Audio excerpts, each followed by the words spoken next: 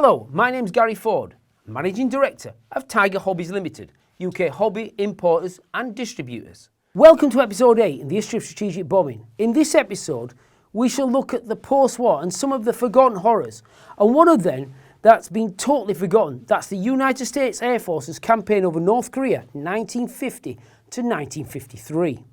During World War II, the United States Army Air Force was already reorganising strategic theatres, one in Europe and one in the Pacific.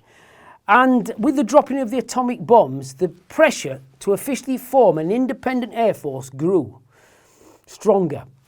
Even though the United States Army Air Force was independent from the US Army in all but name.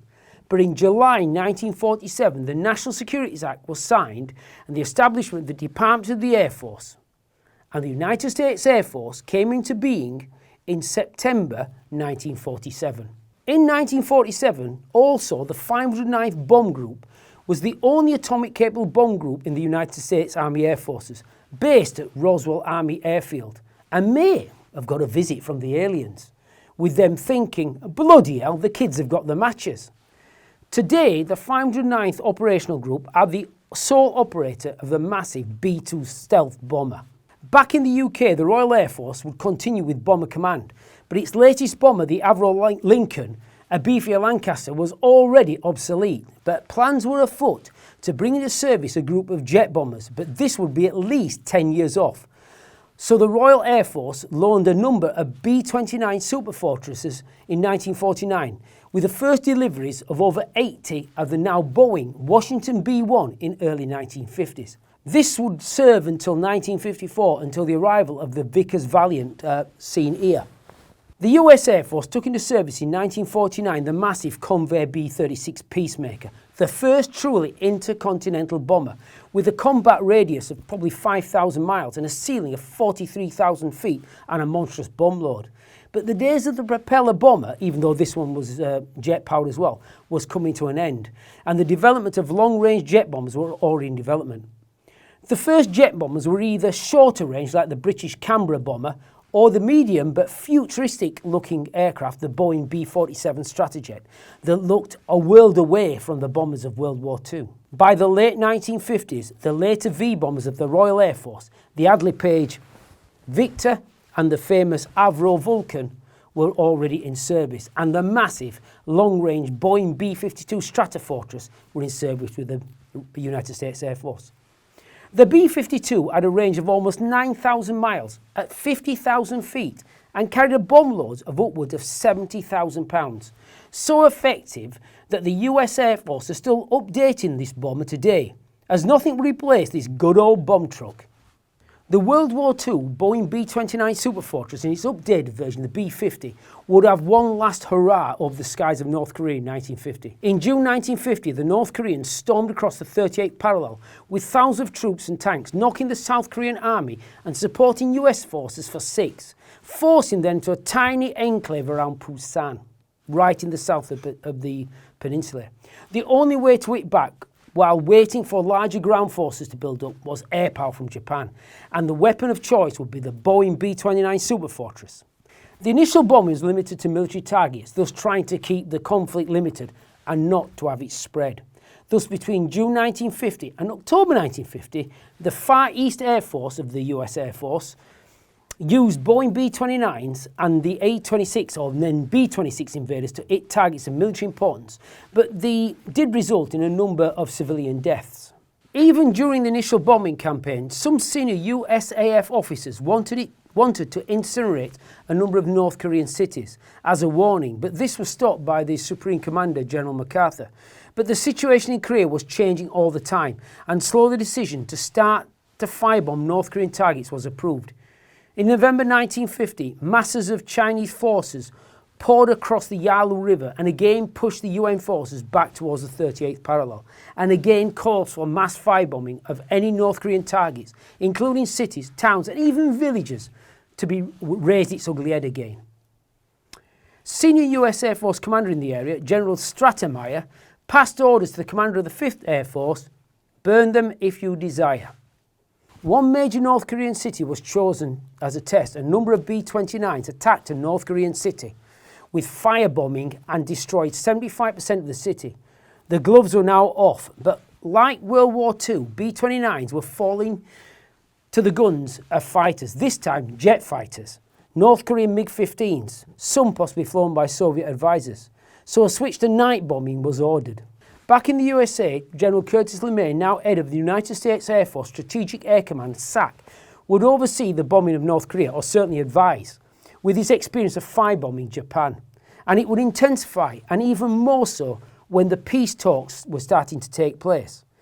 North Korea was bombed so heavily that the US Air Force were literally running out of targets after the destruction of almost every major city and town and village in North Korea. And in the end, they were obliterating pigsties and little bridges over rivers. Curtis LeMay stated, "I think we have killed 20% of the North Korean population and not left a brick standing." The North Korean capital of Pyongyang was so devastated the US Air Force stopped bombing as there were no viable targets left, not as much as a small wall. The US then turned its attention to the dams and targeting every major dam in North Korea, flooding masses of North Korean countryside, causing widespread famine. In the end, the USAF/UN dropped 700,000 tons of bombs plus 32,000 tons of napalm on North Korea. To this day, no one really knows how many died, but it's estimated that it's more than the deaths of Germany and Japan combined. Remember, the population of Germany at the time of the bombing was 65 million. Japan was 72 million in World War II. North Korea was less than 10 million, so 20% could be as high as 2 million. For years after the ceasefire, the war is still not officially over. The North Koreans have spent vast amounts on air defence and underground shelters and will never forget the destruction from the skies over North Korea. In the years after the Korean War, both sides of the Cold War concentrated on using the large bombers as nuclear deterrents, with hundreds of B-52s, RAF Victors, Valiants, Vulcans, plus Soviet bombers loaded with Megaton nuclear bombs. Compared to the atomic bombs dropped over Japan, the weapons carried by these large bombers in the Cold War made those bombs look like firecrackers. In 1961, the Soviet dropped the Tsar Bomb, officially the AN-602, in the Arctic Circle. The bomb had a yield of 50 megatons, that's 50 million tons of TNT equivalent, and caused damage for 150 miles around. Most of the weapons carried by these nuclear bombers were sub-10 megatons. Still, you need more than a paracetamol if you ever dropped one of those on you. Back in the days of the Manhattan Project, Edward Teller wanted to experiment with the theory of the H-bomb, or thermonuclear bomb. But Oppenheimer stated, well, it's going to take too long and we haven't got time, we've got to win this war. After the war, all sides started to look at the H-bomb, and by 1962 the USA had tested the first one called Ivy Mike with a yield of 10 megatons. You basically use a Nagasaki 239 plutonium weapon as a detonator to release energy from hydrogen isotopes, thus both use fission and fusion. It looked like the days of mass bombers flying over cities dropping high explosives indiscriminately were over, when one bomber would do that, but in the late 1960s it would happen again, this time massive B-52 dropping massive loads over North Vietnam. The B-52 and other US bombers were used from 1965 under Operation Arclight for battlefield interdiction, hitting military targets mainly in the south, combating the North Vietnamese Army and the Viet Cong, including the Ho Chi Minh Trail. Bombing over North Vietnam was basically restricted, but operations did go ahead in campaigns like Operation Rolling Thunder in 1965 to 1968. But in May 1972, Operation Linebacker was the first gloves-off raids into North Korea, but using tactical bombers to hit North Vietnamese army supplies throughout the north. North Vietnam was ringed with AAA anti-aircraft artillery and new SA-2 missiles, and these took a lot of US aircraft, with losses close to 150 downed over North Vietnam. It also saw the first ace of the war, with US Navy Duke Cunningham and Willie Driscoll, and later the United States Air Force Steve Ritchie and Charles de Belvoir. The North Vietnamese also produced a number of aces, including one that may have downed as many as 13 US aircraft, including many Phantoms. Operation Linebacker would bring North Vietnam to the peace table, but negotiating was off and on, and it would take another short but nasty campaign, Linebacker 2, to finish the war for the USA. In December 1972, the Vietnam War for the USA was drawing to a close, with the ending of US ground combat on a large scale, sometime before this, with the soldiers of the ARVN, Army of the Republic of Vietnam, taking over. Peace negotiations were well underway, with the US lead negotiator Henry Kissinger and North Vietnamese negotiator agreeing to a total withdrawal of US forces, and the North Vietnam recognising South Vietnam. These were rejected by the South Vietnamese president, and new terms were asked for by the re-elected President Nixon. Negotiations broke down, and Nixon ordered, if you do not come back to the negotiating table, we'll bomb you into submission. On the 18th of December 1972, Nixon ordered a force of over 200 massive B-52 Stratofortresses to Hanoi and the port city of Haiphong, along with masses of tactical aircraft such as the F-4 Phantom. This would be no easy task. Hanoi was one of the most heavily defended cities in history, ringed with AAA and SA-2 missiles. The US Air Force used F-111 aardvarks, tried to suppress SAM or surface-to-air missiles, but the B-52 started to fall from the skies. But many more would unleash their massive bomb loads onto the cities of North Vietnam, or certainly Hanoi and Haiphong. Loads of about 50,000 pounds or 100 500-pound bombs. Damage was massive and caused morale problems, but the cities held firm, and 500,000 workers repairing bomb damage during the day. The bombing continued until the 29th of December 1972, including Christmas Day, hence it was known as the Christmas bombing campaign.